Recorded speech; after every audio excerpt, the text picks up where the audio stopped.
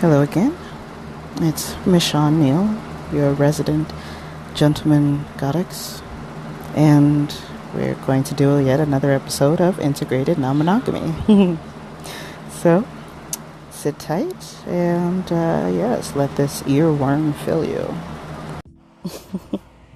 All right. I will finally talk about fucking compersion. I mean, seriously. What about that lovely compersion? Well, I'm here to tell you it is not just for poly A people. Okay, so what the fuck do I mean? Well, whenever we hear about compersion, it's within a romantic poly A context. It's supposed to be this feeling of joy that one partner gets when one of their other partners is happy, usually because they've met someone new.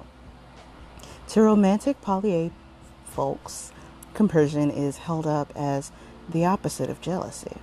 It's something to strive for, and it's proof that you've finally beaten the green-eyed monster, even if you still feel a twinge from time to time. But what about those of us who have no jealousy with which to compare the feeling? Or hell, what about instances where we feel joy over someone else's success, even in non-romantic context? What about when we cheer for our favorite sports teams and celebrate them winning?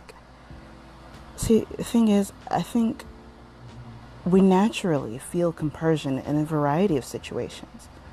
But people are only applauded for it and only tend to notice it when they feel it in a romantic or polyamorous context.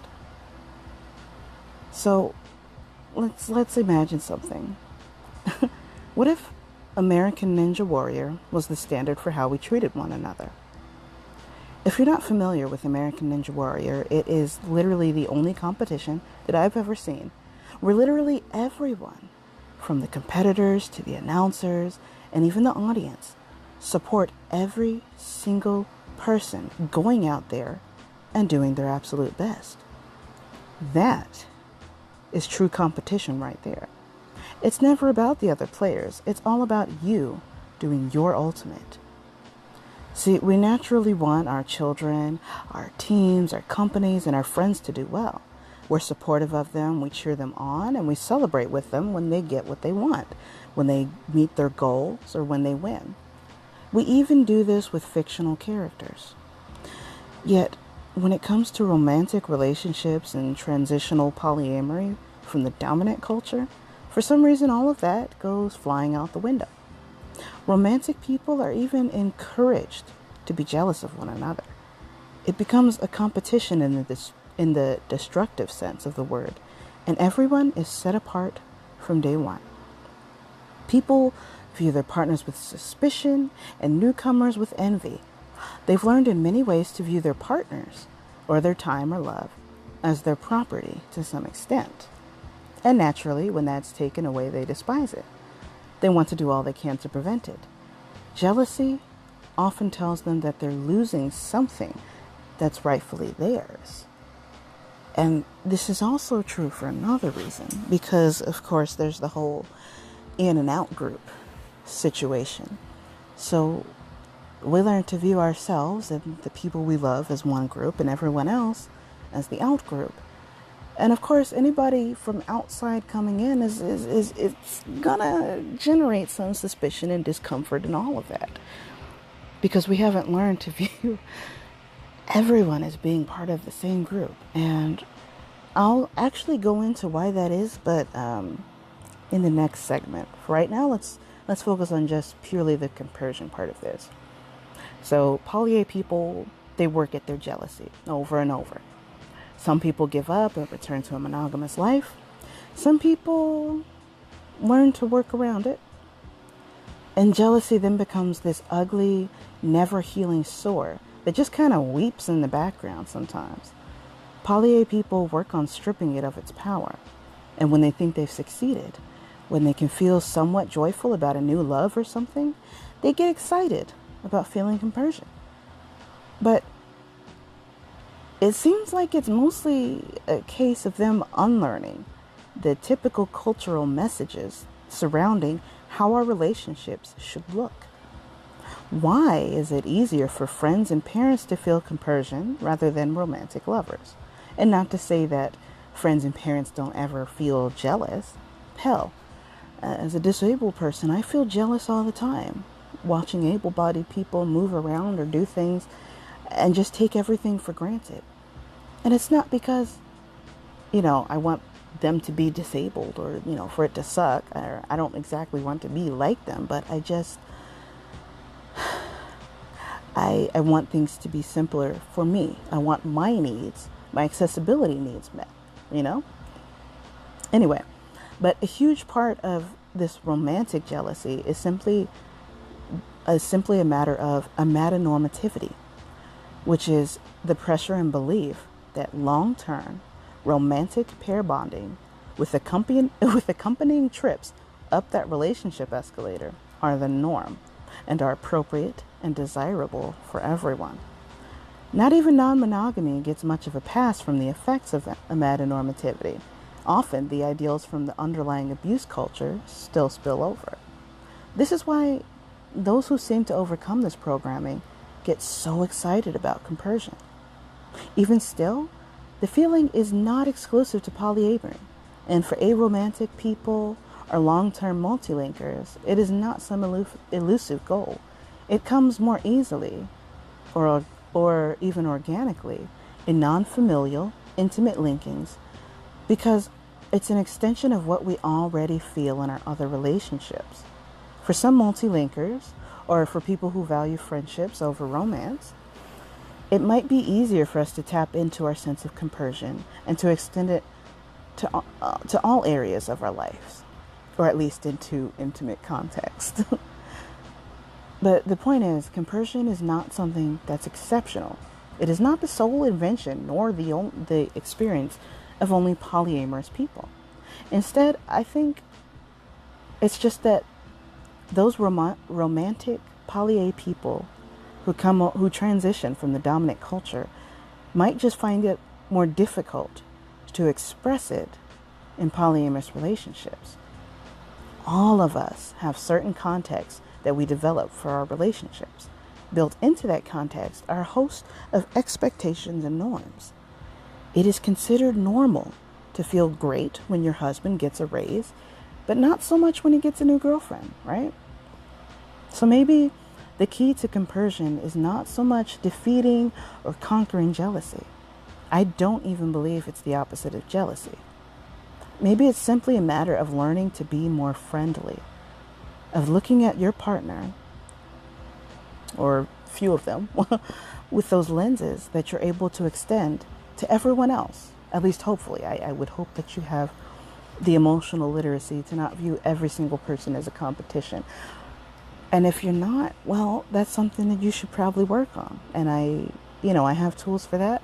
Lots of other people have tools for that. And I hope that you're able to seek out what actually works for you so you can work through that and get to that point.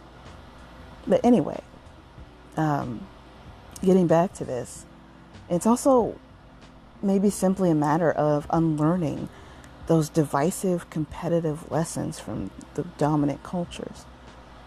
Think about it. Why is it easier for you to be happy for your friend or your child, but not your lover?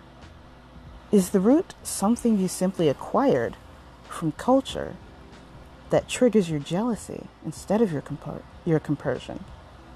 Either way, however you arrive at it, just remember, you have felt compersion before. So of course you'd be able to feel it again. It's way more familiar than you think it is.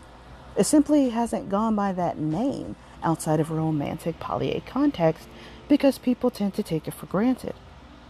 I recommend you take it from American Ninja Warrior. It is possible, and it's not as hard as people might make it seem. They're definitely onto something. And just remember, of course, I am personally cheering you on.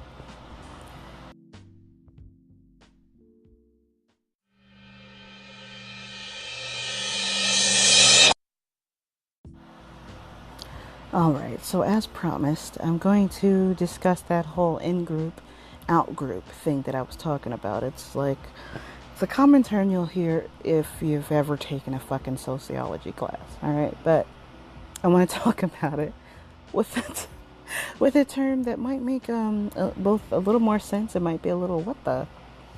Anyway, so this is all about monkey spheres in particular. Now, see, the point is, ethics, they don't end when you have the love that you want. And I want you to find out here and in the, throughout this podcast, why being a game changer is a continuous process. So first things first, let's explore what a monkey sphere actually is. According to David Wong, yes, of cracked.com fame, the monkey sphere is the group of people who each of us, using our monkeyish brains, are able to conceptualize as people. This concept arose first from the creation of Dunbar's number, which is a theoretical limit on the number of close social contacts that an individual human can have.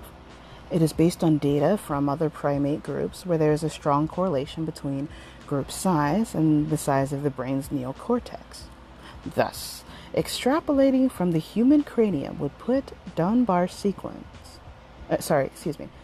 number somewhere between 100 and 200. Okay, fucking English, please. I know. I love to nerd out. Brain and mind studies was my total fucking thing. But let's put it in simpler language. So in other words, we rarely care about people we don't know because we fail to even conceptualize them as human beings. It's why the simple act of belonging to a group automatically others any other group. It's why atrocities such as racial cleansing, rape, and other abuses can occur on such a widespread scale.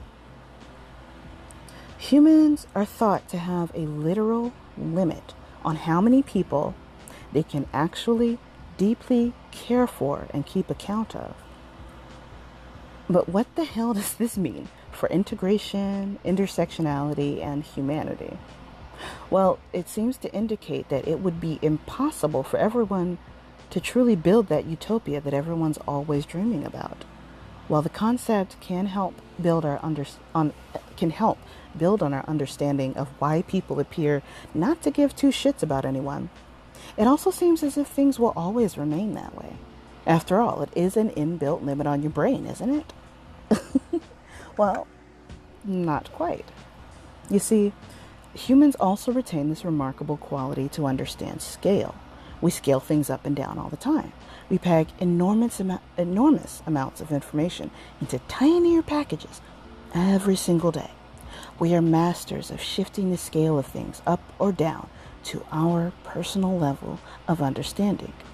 The idea of a monkey sphere is just a starting place, a springboard from which we can propel ourselves in order to connect and integrate our world for the better. Our technology is now nearing levels of connection that we'd have all been burned at the stake for long ago. But human connection and emotional literacy are still in a developmental stage akin to those stake-burning times.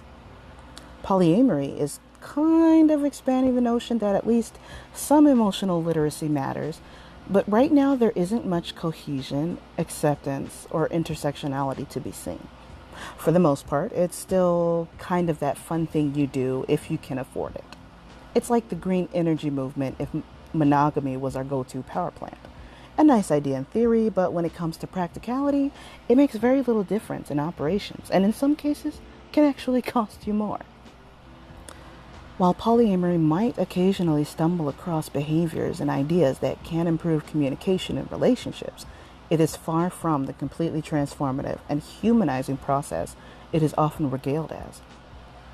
Abuse can be more insidious inside of the polyamory community, in heteronormative, normalizing, and monogamous ideology each still spill over into the vast majority of the non-monogamous world. Very few people realize the immense unexplored world lying just beyond their myopic sight. And it might be due to that whole monkey sphere thing I mentioned earlier. And even though I make reference to a lot of, it's weird because as blind as I am, I use a lot of very visual imagery and metaphors and things. And It's not because I think sight is so fucking important or anything like that. It's because my particular brain works based off of visualization, not off of my actual sight. At least not directly. My eyesight is, well, we'll get into that later. So if you are blind or visually impaired or whatever like that, and listening to this and just wondering, oh my gosh, will they fucking stop, talking about being blind and all this. I know, I get you. But keep in mind where we are talking about a lot of this is willful shit or just stuff we haven't learned. So it's like, even if when you're blind and, they give you some fucking glasses or contacts and you can see for the first time, or see things clearly, it's like, wait a minute, what the fuck is that? Like, if you have no context for it, you're not going to be able to recognize it. And it's that sense in which I'm talking about being unable to see something and everything. And of course, over time, I am searching for much better language to get these points across. So I'm sorry if, if it doesn't quite do it for you, but this is the best I can do right now. And, I can just try to do better in the future. So I just wanted to make note of that, and thank you for listening if you still listen this far. So anyway, back to monkey spheres. What is actually effective? How can we concentrate on true emotional literacy while respecting our inherent limits? How can non-monogamy grow in practicing intersectionality without tokenizing humans, without ignoring alternate experiences, and without fizzling out into the same sort of normalcy that oppresses others? Well, it's doing that thing that many people have learned to be afraid of. It's innovating, it's creating, it's truly taking the path never trod. It's about not getting comfortable and settling into this sort of complacency that lets terrible shit slide and go unexamined. It's about taking our limits and making them our bitch. Translation: reshape the fuck out of that monkey sphere. Make it work for you. It's something that I've repeatedly done over the years. Humans have done it with the natural world many times over. Our technology, our improved quality of life, and our ability to understand the cosmos is proof of it. Our brains are capable of so much. It can store so much more than we realize. And when it truly sinks in that our ability to change our stories, for better or worse, is actually what saves or kills us, then we'll know exactly how to take advantage of our monkey spheres. Though each individual may have their own particular numerical limits, the ways that we define the categorization of our monkey sphere can be useful. How? Well, it goes back to that other crack.com article that I mentioned way back when in a written post, where the main thing was to take a longer view of what humanity is. People walk around as if they are separated from history, as if the choices that we make today aren't affecting the world tomorrow, and as if we're islands. While individuality is the whole point of being as conscious as we are, we can never forget the background upon which it acts and which it reacts to. Epigenetics has a very real effect on families and different races. The past horrors that Jews, women, queers, and people of color, and yes, even left-handed people, and others have experienced, have effects that can still be felt now, and that will still be felt in the future via intergenerational trauma and other intergenerational legacies. We cannot pretend like it had some neat and definable end, because there never was one. That's one of those toxic and divisive ideas that we can act right now. The one that humans, experiences, and events are somehow of a particular shape that can be mathematically accounted for. Just as women, queers, disabled folks, and black people still encounter the effects of human history and tragedy, so will our children and their children until we do some shit about it. Time is not a heal. Time in itself does fuck all. There has to be some actual process going on for the time to even matter. Okay? So, there was one day that my longest term partner, they finally realized something that will help him to become an even better father. He was watching our son play, and he turned to me and he said, "You know what? I'm not just his father. I'm teaching him how to be a father to his children," and on and on. I'm not simply raising him. I'm raising the generations to come. So just as our past is ours to heal, our present is our chance to build the future.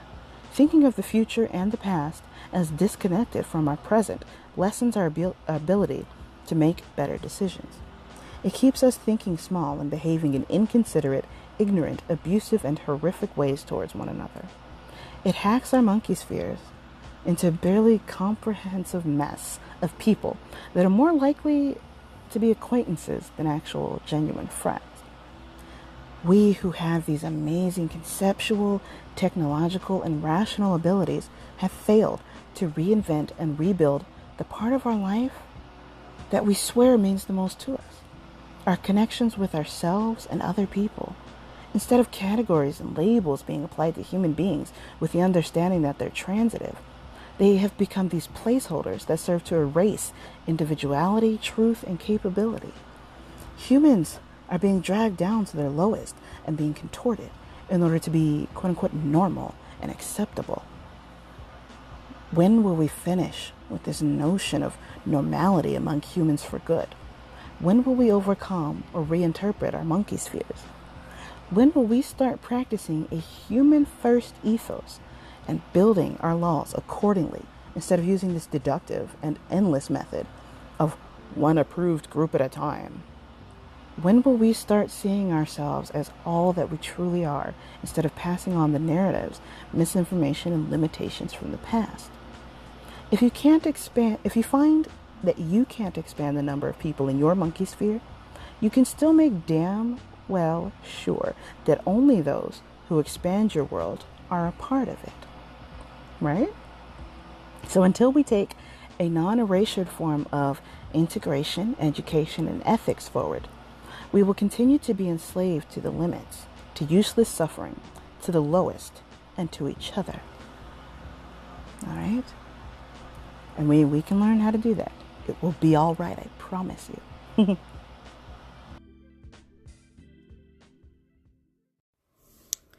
So, if you like what you're hearing and want to directly support me, there are now subscription options, monthly subscription options. So, sign up. And if you do, you might just find yourself with with access to the Metanoiac Portal for free. Hey, that sounds pretty sweet to me. So, go ahead, try it out. The podcast you just heard was published with Anchor. Got something you want to say to the creator of this show? Send them a voice message using the Anchor app, free for iOS and Android.